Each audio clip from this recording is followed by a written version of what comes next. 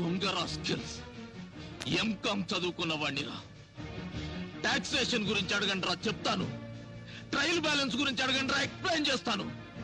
అంతేగాని హైదరాబాద్ లో సముద్రం ఎందుకు లేదు, జయలలిత గారికి పెళ్ళెందుకు కాలేదు, చంద్రబాబు నాయుడు గారికి గడ్డ ఉంటే బాగుంటాడా లేకుంటే బాగుంటాడా, ఇవి కాదురా అడగాల్సింది. అప్పర్ క్యాస్ట్ అంటే డబ్బున్న వాళ్ళు, లోయర్ క్యాస్ట్ అంటే పేదవాళ్ళని ఎవరు చెప్పారా?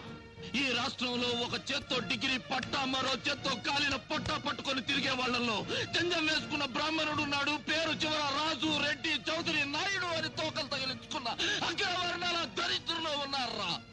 రేయ్, ఆల్రెడీ అమ్ముకున్న ఉద్యోగాలకు ఇంటర్వ్యూలు పెట్టి మమ్మల్ని ఏడిపించకండిరా. ఉద్యోగం వస్తుందన్న ఆశతో ఈ బట్టల ఇస్త్రీకి 3 రూపాయలు, బస్ ఛార్జీకి 5 రూపాయలు, అప్లికేషన్ కి 10 రూపాయలు అప్పు చేసి ఇంటర్వ్యూకి వస్తావరా? అంబేద్కర్ గారు ఎప్పుడో చచ్చిపోయి బతికిపోయారా? బతికుంటే మాత్రం